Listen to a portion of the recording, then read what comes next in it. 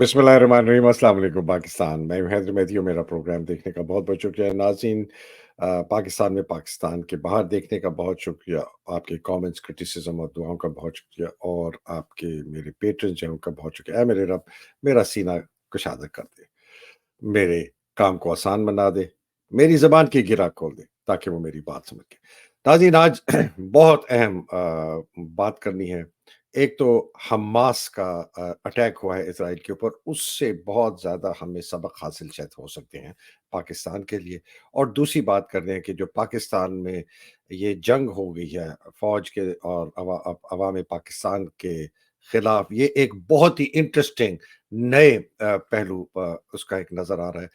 उसको डिस्कस करने के लिए और अवाम के पास क्या हरबे हैं इस्तेमाल करने के लिए कि फ़ौज और इनकी जारियत और बर्बरियत को तोड़ा जाए, वो कैसे तोड़ा जा सकता है, पाकिस्तान की अवाम क्या कर सकती है, उसके लिए इससे बेहतर मैं दावत नहीं दे सकता था। जनाब फयाज़ बाक़र साहब। फयाज़ साहब, welcome to the program sir. शुक्रिया, बहुत बहुत अस्सलाम वालेकुम। बहुत वा खुशी हुई आपके प्रोग्राम में आके। बहुत शुक्रिया सर। वालेकुम अस्सलाम, बड़ी मेहरबानी। फयाज़ बाक़र साहब, मैं शुरू से करना चाहता हूँ पाकिस्तान से नहीं, मैं शुरू करना चाहता हूँ जो कि अ, हुआ है मसला इज़राइल और हमास का। ये मैं टाइम्स ऑफ इज़राइल की जो वो है उसकी मैं आपको ये दिखा रहा हूँ। ये कहते हैं कि जी 100 लोग मारे गए हैं इज़राइलियों के। हमास ने जो हमला किया है इज़राइल के ऊपर, 900 ज़ख्मी हो गए हैं, और उनका वज़ीर-ए-आज़म कहता है कि इज़राइल की जंग हो गई है। और उन्होंने कहा है कि हमारे जितने लोग पकड़े गए हैं उनको यरगमालियों को ले जाया गया है इसके ऊपर गाज़ा में। और बहुत ही ये बहुत ही स्ट्रेंज एक फिनोमेना है, इसलिए कि मैं इसको ये जो आपको ये दिखा रहा हूँ, अगर लोगों ने देखनी है बॉल टू बॉल खबर तो ये टाइम्स ऑफ इज़राइल जाए। मैं बाकी सारा स्कैन कर रहा था, अल जज़ीरा वगैरह, लेकिन इनके पास जो है सबसे अहम खबरें हैं। तो ये जो इन्होंने किया है हमास ने, ये मैं इसलिए ये दिखाना चाह रहा हूँ कि इज़राइल तकरीबन गाज़ा स्ट्रिप और वेस्ट बैंक के अंदर उनके हज़ारों मुक़ब्बर हैं। और ये जो प्लान है हमास का, ये कम से कम 4, 5, 6 महीने से बन रहा था। ये क्या वजह है कि उनका प्लान इज़राइली इंटेलिजेंस एजेंसी जो घुसी हुई है, जिस तरह आईएसआई, आईबी, एमआई घुसी हुई है पाकिस्तानियों में, सियासी पार्टियों में, उनको नहीं पता चला। इससे बड़ा सरप्राइज हमास ने जिंदगी में कभी शायद नहीं दिया हो इज़राइल को। ये जो अक्टूबर 1973 की जंग है, ये तकरीबन उससे भी ज्यादा बड़ा सरप्राइज है। तो इन दो आप इज़राइल, फलस्तीनी, अफवाज पाकिस्तान और अवाम पाकिस्तान में क्या देखते हैं इस एक्शन में?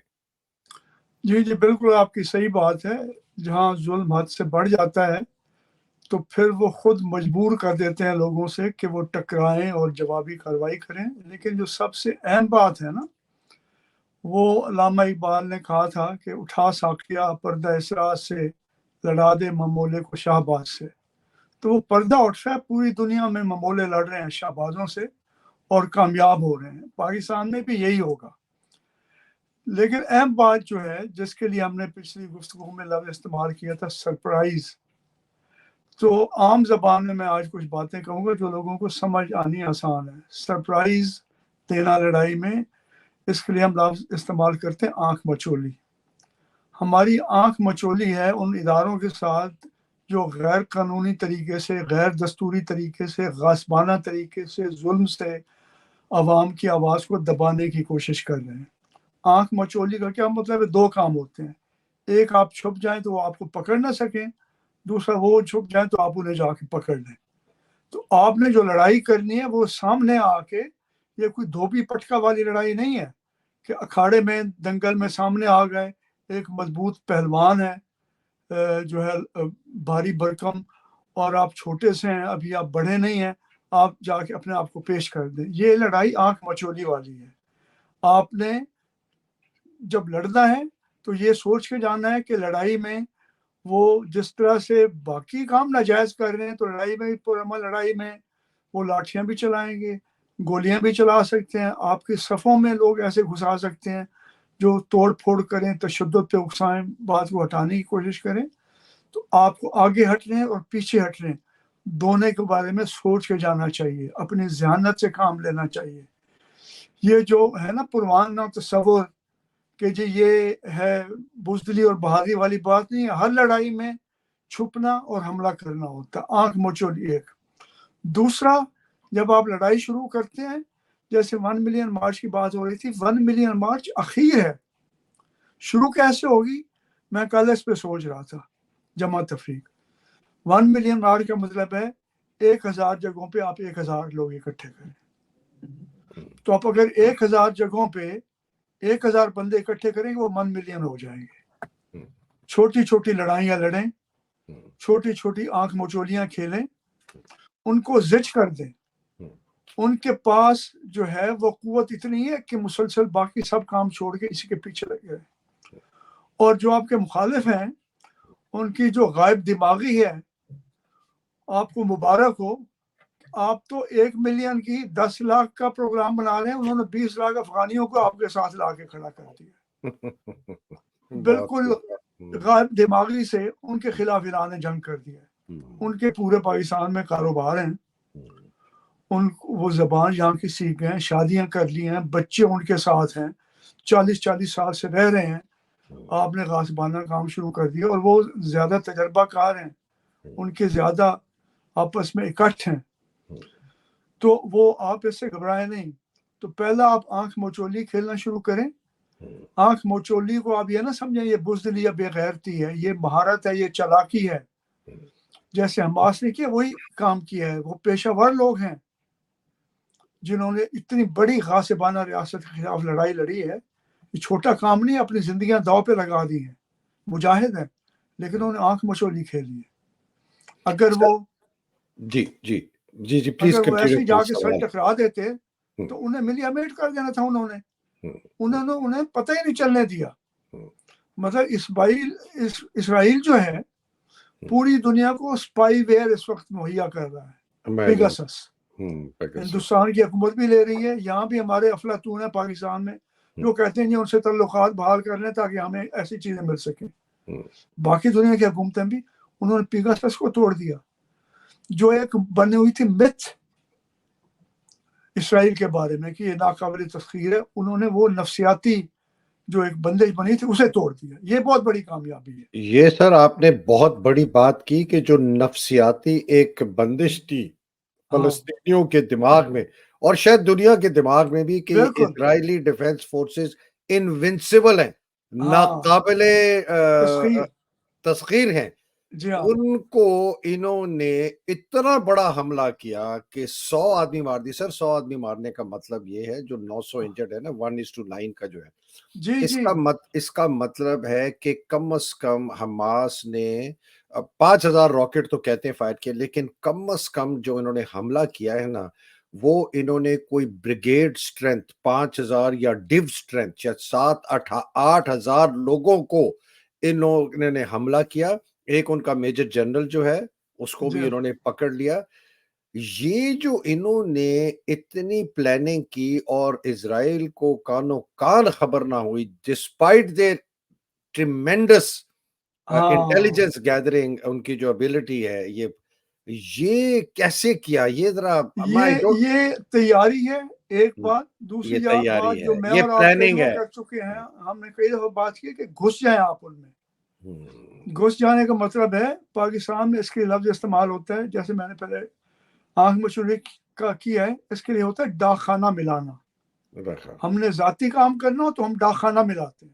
گھسپیٹیے بھی کہتے ہیں انفلٹریٹ کر جاؤ اندر. ہاں، ہم ہر دفتر میں جا کے ڈھونڈتے ہیں کہ کس بندے کا وہ ڈاک خانہ ہے جو میرا ہے. کوئی رشتہ داری ہے، میرے علاقے کا ہے، میرے اسکول میں پڑھتا رہا ہے، اس کے بچوں سے میری دوستی ہے، تعلق ہے. تو آپ تعلقات قائم کریں اور اپنے آپ کو ہر وقت جو ہے نا وہ تلوار اٹھا کے کھڑے نہ رہیں. جی اچھا سر، اس کو ذرا تھوڑا سا آگے بڑھاتے. یہ گھسپیٹیے، یہ ڈاکخانہ ملانا، اس کی ذرا پریکٹیکل مینیفیسٹیشن دے. میں نے کل ایک تقریر کی یہاں ایک مسیساگا میں ایک ایونٹ ہوا تھا. اور اس پر بھی میں نے اسی بات کو آگے لے کے چلا تھا کہ آپ کو بڑا ہدف نہیں دینا کہ ایک بڑے شہر میں آ کے 10,000 50,000 لوگ آ جائیں، وہ آپ کو مار دیں گے، اڑا دیں گے۔ ہاں بالکل آپ کو مختلف چھوٹے چھوٹے شہروں میں مختلف جگہوں پہ آپ کو یہ کرنا ہے، اور جب وہ آپ کے پیچھے آپ غائب ہو جائیں، آپ گلیوں میں گھس جائیں، آپ چھپ جائیں، جب وہ وہاں سے چلے جائیں پھر آپ نکل آئیں، اور ہاں آپ ڈیمونسٹریشن اس دن کریں جس دن وہ ایکسپیکٹ کر رہے ہیں، لیکن اس دن نہ کریں۔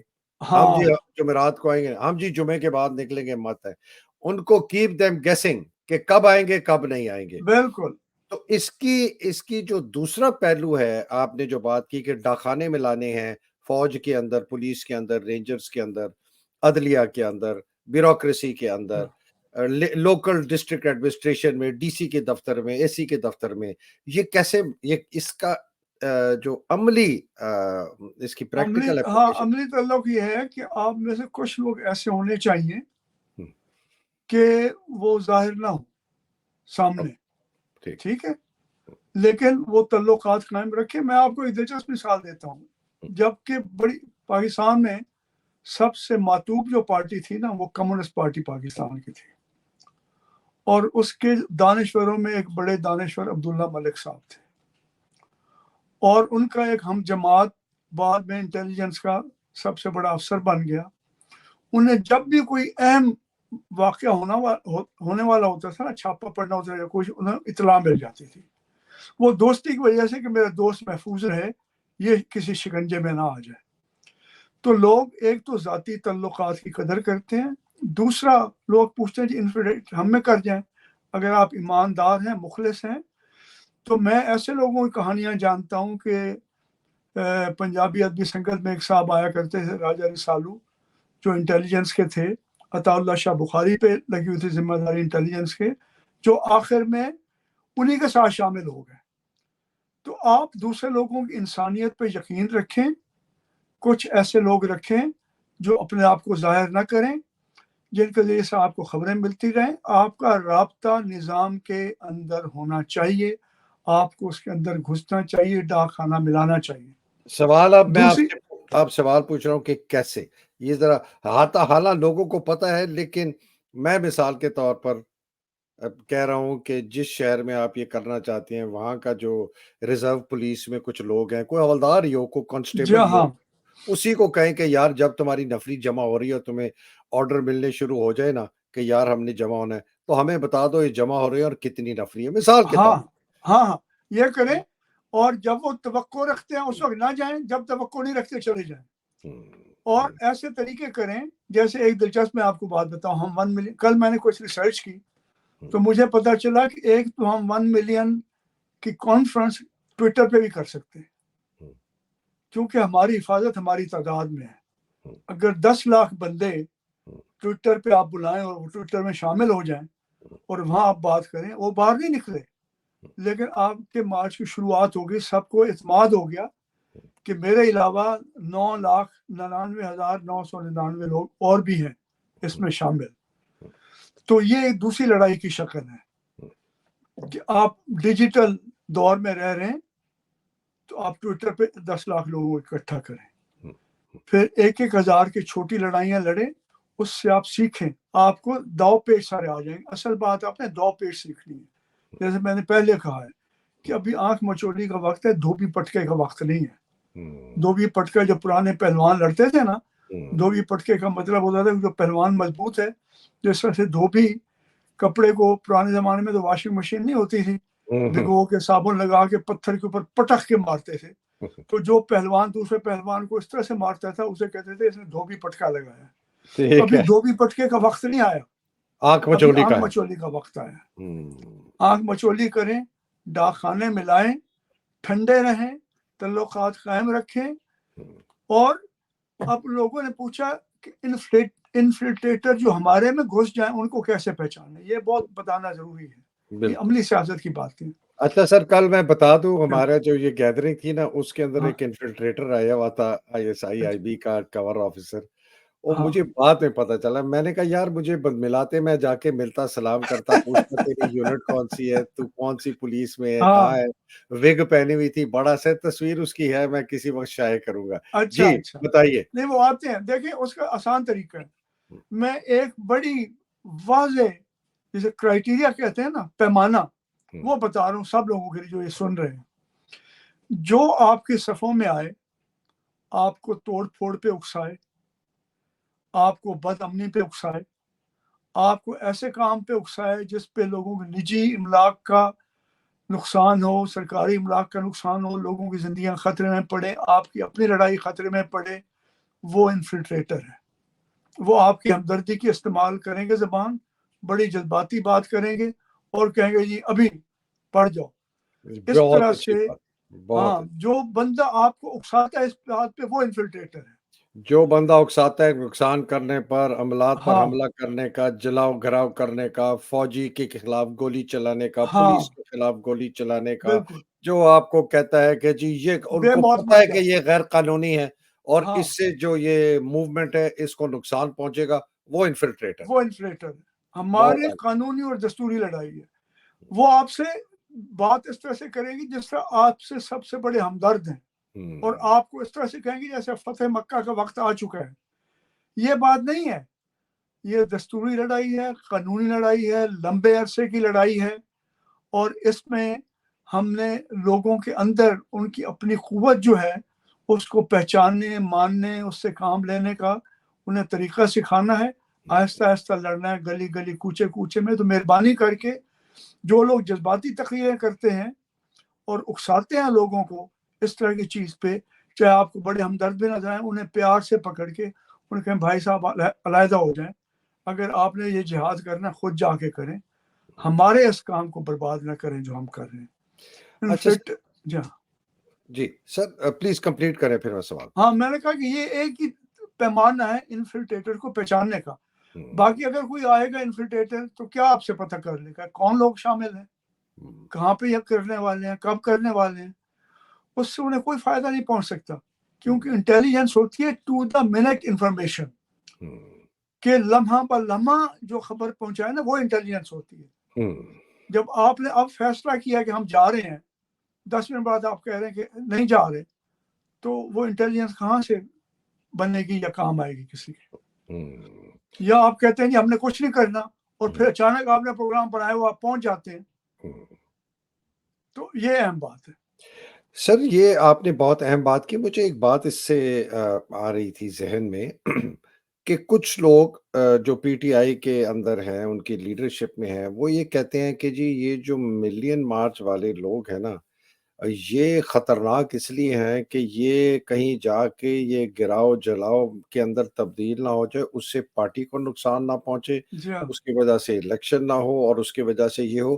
تو وہ ان لوگوں کو، یہ جو نوجوان ہیں جو اپنا آئینی اور قانونی حق مانگ رہے ہیں، پرامن ڈیمونسٹریشن کرنا چاہ رہے ہیں، وہ کہتے ہیں جی ان کو باہر بھی نہیں نکلنا چاہیے، اس لیے یہ ہمارا جو ہدف ہے نا، یہ اس سے نقصان پہنچے گا. تو یہ بڑا ایک انٹرسٹنگ کانٹرڈکشن ہے، اس لیے کہ لگ یہ رہا ہے کہ جو یہ جنگ ہے پاکستان کی آزادی کی، قانونی جنگ، آئینی جنگ، پرامن جنگ، یہ سڑکوں ہی پہ لڑی جائے گی، یہ ایوانوں میں نہیں لڑی جائے گی. بالکل ہوگی، باہر آئیں.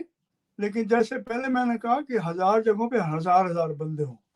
پہلے 1000 بندے کو کی قیادت کرنا سیکھیں، ان کو نظم و ضبط میں لانا سیکھیں، ان کو سکھائیں کہ کیسے آپ نے اپنے ہاتھ میں رکھنا ہے کنٹرول، دوسروں کے کنٹرول میں نہیں آتا. جب آپ جذباتی ہو جاتے ہیں، غصے میں آ جاتے ہیں، تو آپ اپنا کنٹرول دوسروں کو دے دیتے ہیں جو آپ کو بھڑکانے والے ہیں، اکسانے والے ہیں. آپ نے ٹھنڈا رہنا ہے، آپ نے اپنی مرضی سے فیصلہ کرنا ہے کب لڑنا ہے، کب نہیں لڑنا، کب آگے بڑھنا ہے، کب پیچھے ہٹنا ہے، کب خاموش ہو جانا ہے، کب بولنا ہے. ایک شاہ لطیف کا بڑا خوبصورت شعر ہے، یہ میں سب نوجوانوں کو سمجھانا چاہتا ہوں کہ لڑائی جو ہے نا، اس کا سندھی میں ہے، اس کا ترجمہ ہے کہ کبھی پورا کان بن جاؤ، کبھی پورا منہ بن جاؤ. اچھا اچھا اچھا، کبھی چپ ہو جاؤ، کبھی بولو. ہاں، کبھی چھری بن جاؤ، کبھی بکرا بن جاؤ. ایک طرح سے نہیں رہنا. آپ میں جب یہ صلاحیت ہے کہ پانی کی طرح سے آپ اپنا راستہ نکال لیں، پانی کی طرح سے آپ اپنی شکل بدل لیں، کبھی برف کی طرح ٹھوس ہو جائیں، کبھی مائع ہو جائیں، کبھی بخارات بن جائیں. یہ جب لچک نہیں ہوگی، یہ خصوصیت نہیں ہوگی، اور یہ آپ کے دماغ آپ کو سکھائے گا اس طرح سے کنٹرول کرنا، ٹھنڈے رہنا. یہ بڑا ٹھنڈا کام ہے. یہ بڑی بڑی زبردست بات کہ یہ فیاض صاحب یہ ایک جگہ توکل ہے جی ہاں اللہ سبحانہ تعالیٰ کے اوپر مکمل یقین ارادے کا، اور دوسری طرف عقل ہے کہ جی اس کو بھی استعمال کرنا ہے. آپ نے دو بالکل. لے کے چلنا ہے. آپ نے یہ نہیں کرنا کہ جی توکل ہے میں جا کے جو ہے نا ہاں شہادت میں جا کے اپنے آپ کو جو ہے نا میں بچاؤ ہاں جی سڑک پہ جا کے میں کھڑا ہوں. اور بالکل. یہ بات ہمیں حماس سے پتہ چلتی ہے کہ کس طریقے سے انہوں نے دونوں توکل، اس لیے کہ بہت ہی یہ اونچے پیمانے کے ایمان رکھنے والے لوگ ہیں یہ حماس والے، جی بہت بالکل بالکل. بہت پوری زبردست تیاری کی ہے، یہ ایک دن کا کام لیکن نہیں عقل ہے. استعمال. ہاں اور رسول اللہ سر صلی اللہ علیہ وسلم کی بڑی خوبصورت حدیث ہے جو میں یہاں ہوں بتانا چاہتا ہوں توکل کے حوالے سے، کہ ایک آدمی آیا اپنا اونٹ باہر چھوڑ کے اندر نماز پڑھنے آ گیا. تو انہوں نے کہا جی اونٹ کو کہا، اس نے کہا جی میں نے اللہ کے توکل پہ چھوڑ دیا.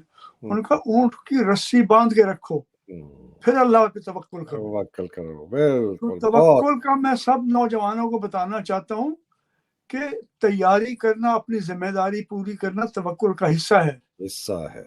اور میں پھر بتانا چاہتا ہوں جن لوگوں کو ذرا پتہ نہیں ہے کہ 1968 سے لے کے 1992 تک انٹیلیجنس ایجنسیز میرا بڑی محبت سے پیچھا کرتی رہی ہیں.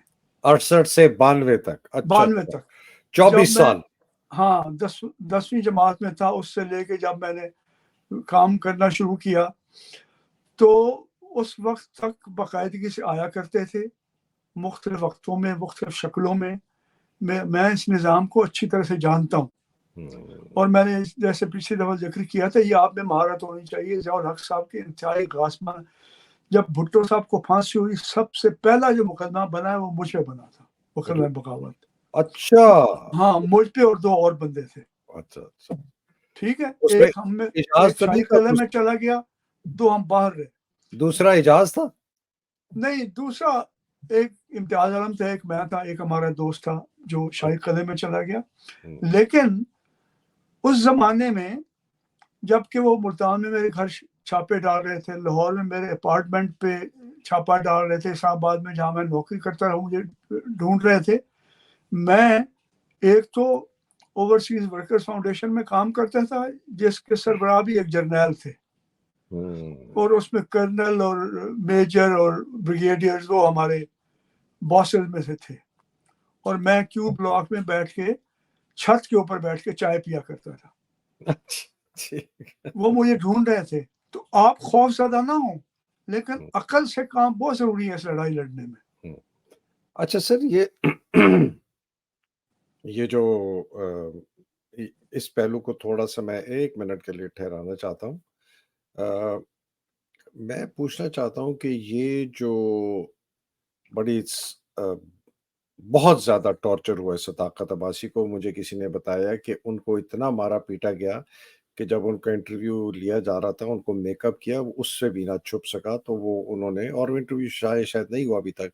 اس کے بعد جو یہ تقریباً 1-2 درجن سٹیٹمنٹس آ گئی ہیں پی ٹی آئی لوگوں کی، جو کہ قرآن مجید پر حلف اٹھا رہے ہیں کہ اگر میں پکڑا گیا اور میرے سے مار کے یہ لیا جائے تو یہ میں آج جو بیان کر رہا ہوں وہ صحیح ہے. اس مہم کا آپ کا کیا ایک رائے ہے اس پہ؟ نہیں یہ بات بالکل صحیح ہے. ایک تو میں یہ بات کرنا چاہتا ہوں، اس طرح کا ظلم جو اب ہو رہا ہے کہ آپ لوگوں کے بیڈ رومز کی ویڈیوز بنا رہے ہیں، آڈیوز ان کی نجی گفتگو کی آپ وہ بھیج رہے ہیں، تشدد کر رہے ہیں، یہ طاقت کی نشانی نہیں ہے، یہ بوکھلاہٹ کی نشانی ہے.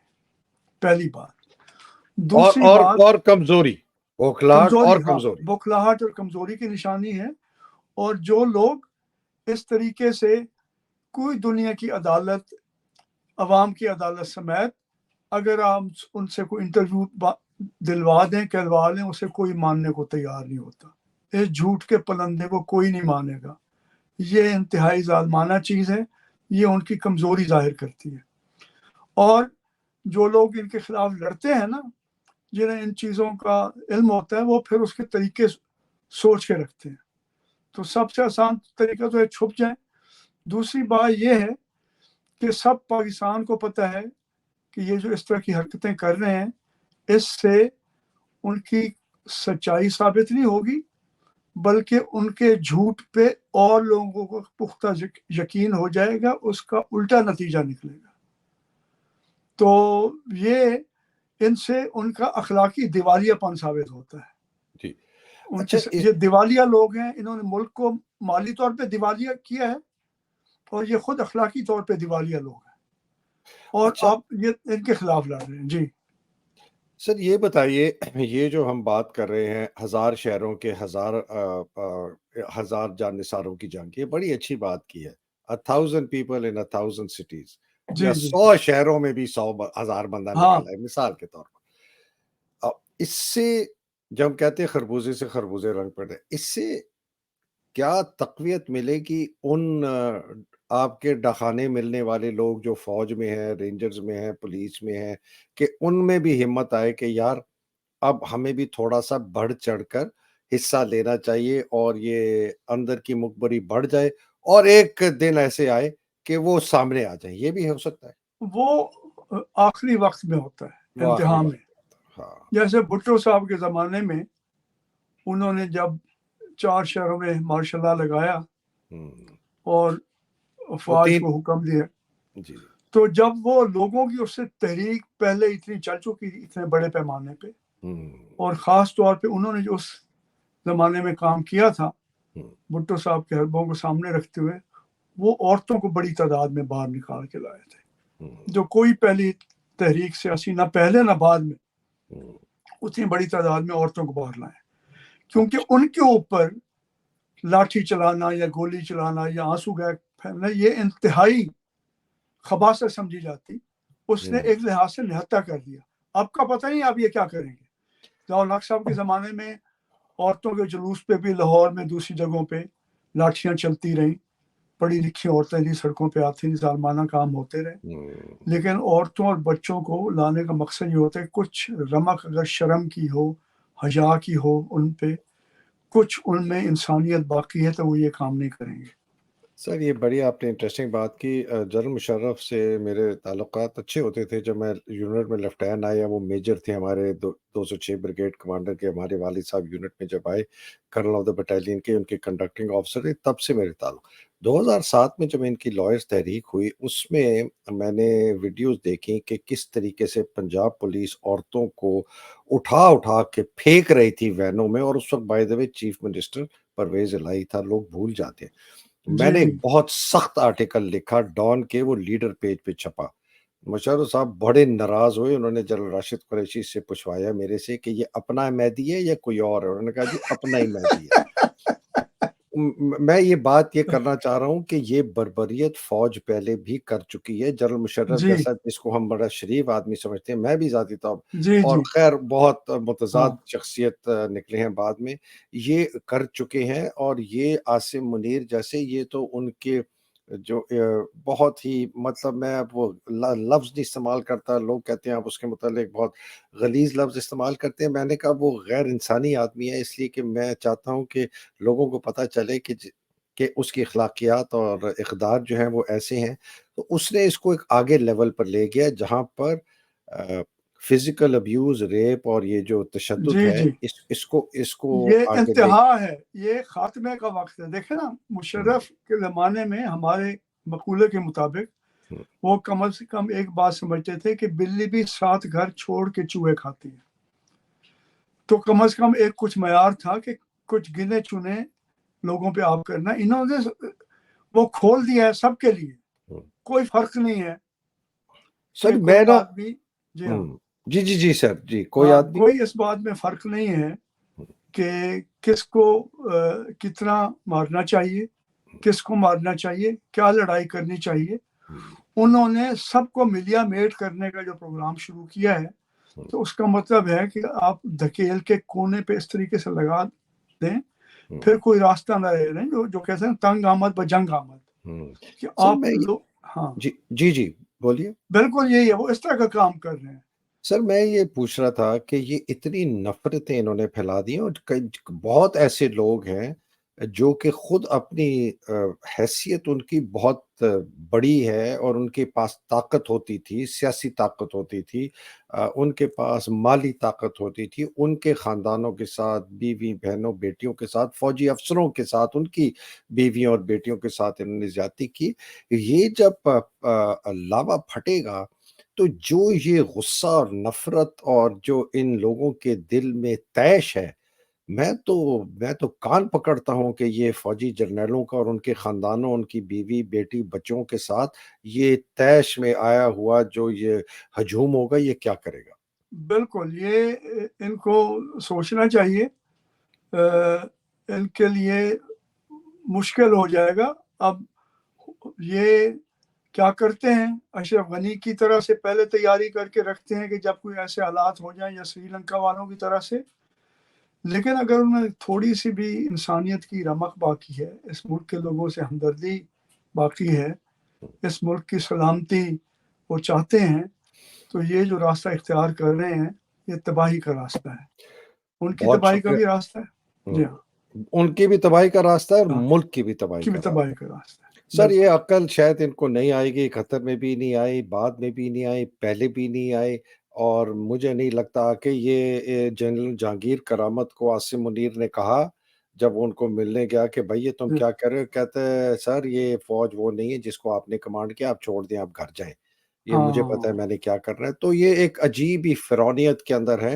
اور جو حضرت لیکن موسیٰ یہ کی، عوام بھی وہ عوام نہیں ہے، یہ یہ پڑھے عوام بھی وہ لکھے عوام ہیں، یہ خواب پڑے، دیکھنے والے ہیں، نوجوان ہیں، ماہر ہیں، سوشل میڈیا ہے، ہاں سوشل ہاں، دل میڈیا کا ہے سر۔ درد رکھنے والے ہیں، بڑی طاقت ہے، صرف ٹھنڈے طریقے سے ہو کے لڑیں، سیدھے ٹکر نہ ماریں۔ ابھی دھوبی پٹکے کا وقت نہیں آیا، ابھی آنکھ مچولی کا وقت ہے۔ بہت بس، اعلیٰ سر، بہت شکریہ فیاض باقر صاحب، تھینک یو ویری مچ۔ انشاءاللہ اگلی نشست میں اس کو آگے لے کے چلیں گے۔ اللہ سبحانہ تعالیٰ آپ کو اپنے حفظ و امان میں رکھے، آپ کے اہل و عیال کو، پیاروں کو حفظ و امان میں رکھے، آمین پاکستان کو حفظ و امان میں رکھے، آمین۔ آمین پاکستان کی جو حقیقی آزادی کی جنگ لڑ رہے ہیں نوجوان، بوڑھے، عورتیں، مرد، سب بچے، اللہ سبحانہ تعالیٰ ان کو اپنے حفظ و امان میں رکھے، جو بیچارے قید میں ہیں، جو مصیبتوں میں ہیں، جن کے ساتھ تشدد کیا جا رہا ہے، عمران خان کے ساتھ جو زیادتیاں کی جا رہی ہیں، ان سب کو اللہ سبحانہ تعالیٰ ان کی مشکلیں آسان کریں کہ یہ باہر نکلیں، ایک فیئر اینڈ فری الیکشن ہو، اور پاکستان جو ہے ایک بہت بڑا عظیم ملک بنے، اور بیچارے جو لوگ شہید ہو گئے ہیں اس جہاد میں، اللہ سبحانہ تعالیٰ ان کے درجات بلند کرے۔ آمین پاکستان زندہ باد، پاکستان پائندہ باد، الہی آمین۔ آمین۔ السلام شکریہ، علیکم، خدا خدا حافظ۔ حافظ، شکریہ، السلام علیکم، بہت شکریہ سر، بڑی مہربانی۔ بہت شکریہ۔